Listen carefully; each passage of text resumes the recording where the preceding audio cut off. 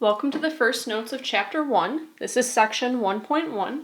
You should be on pages 5 and 6 in your packet. Before we start notes, the first thing that I want to point out is this new icon that you see in the upper left. This right here tells you that during this entire set of notes and on the homework, you cannot use a calculator.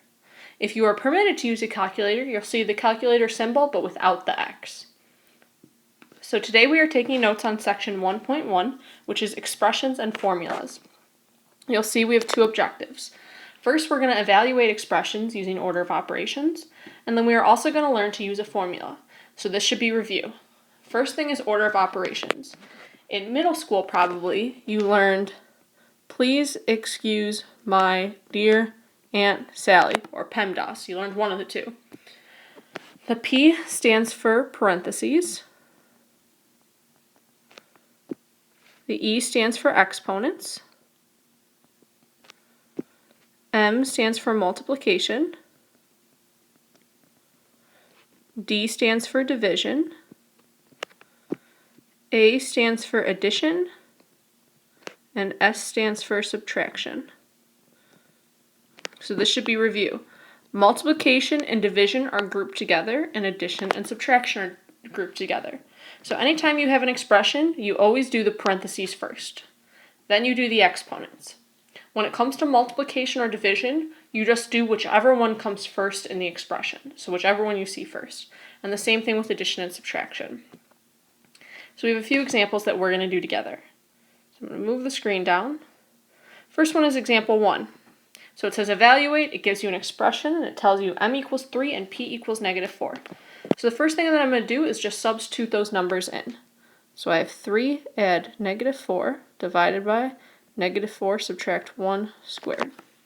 Okay, looking at our order of operations at the top, we can see we do parentheses first. We clearly have parentheses in the denominator.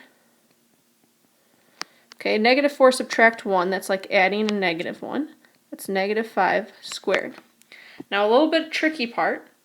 Anytime you have a fraction like this, it's understood that the numerator and the denominator are in parentheses, even though they're not written there. So that 3 add negative 4 we need to do right away. That numerator is in parentheses even though it's not written. So 3 add negative 4 is negative 1, and then we still have negative 5 squared. So that's all the parentheses. I still have parentheses here, but I don't have anything that I need to do inside of the parentheses.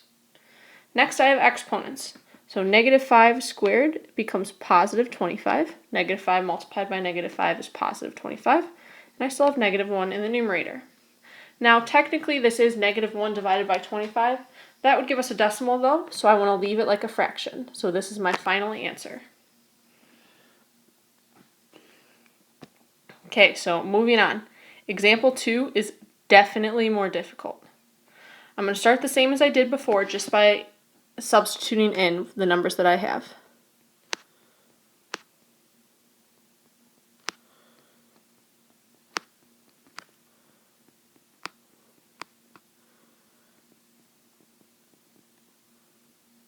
Okay, so the first thing in order of operations is parentheses. Now I have a bunch of sets of parentheses, this one, this one, this one, this one, but I don't have anything inside of the parentheses that I need to do. So moving on is exponents. I'm going to start with this negative 1 squared, which is positive 1. 4 squared is 16. And that's it for exponents. Next I have multiplication and division. I do this as it comes along. So the first set that I see is this right here. 3 multiplied by 16 multiplied by 0.5. Okay, so 3 multiplied by 16, I'm going to do that all the way to the right, because I'm going to bet some of us can't do that in our head. 3 multiplied by 6 is 18, carry the 1. 1 multiplied by 3 is 3, add the 1 is 48. But now I still need to multiply that by 0.5. So 48 multiplied by 0.5 is 24. Okay, I'm not done. I'm just going to keep rewriting. Okay, next I have 24 divided by negative 1, which is negative 24. So I still have that negative, and then I have a negative 24. And then 4 multiplied by 0.5, so 1/2 of 4 is 2. Okay, I don't like having this double negative, So double negative becomes a positive. I'm going to continue up here. So this is 1 add 24 add 2. Okay, now I'm done with multiplication division. My last one is I have addition and subtraction. So 1 add 24 is 25. 25 add 2 is 27. So that's my final answer.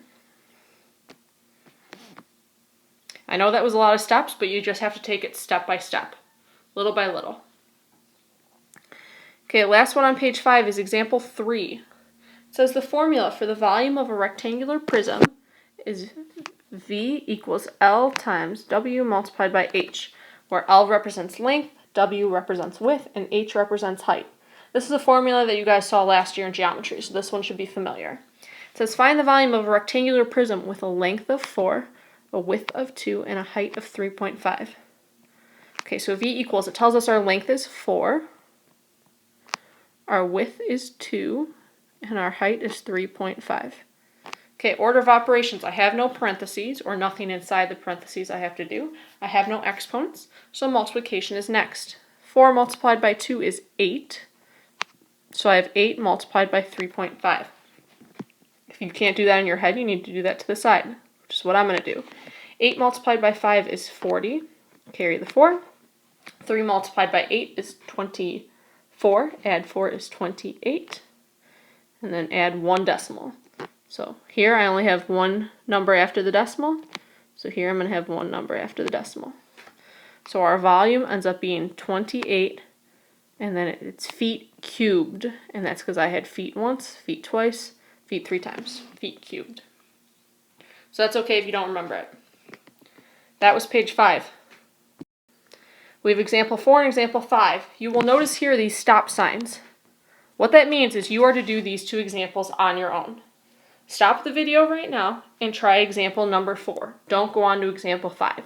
Once you're done with example 4, come back and we'll go over it together.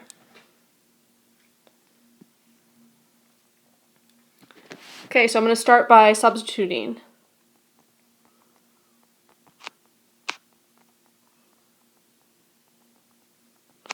First thing that you should have done was square that -2. We don't have any parentheses, so go on to exponents. So I have 6 multiplied by 4 divided by 3. Add 2 multiplied by -2 multiplied by 3. Next thing I have multiplication and division. So 6 multiplied by 4 is 24. So I have 24 divided by 3. Add. Okay, now I see division. So 24 divided by 3 is 8. 2 multiplied by -2 is -4. -4 multiplied by 3 is -12.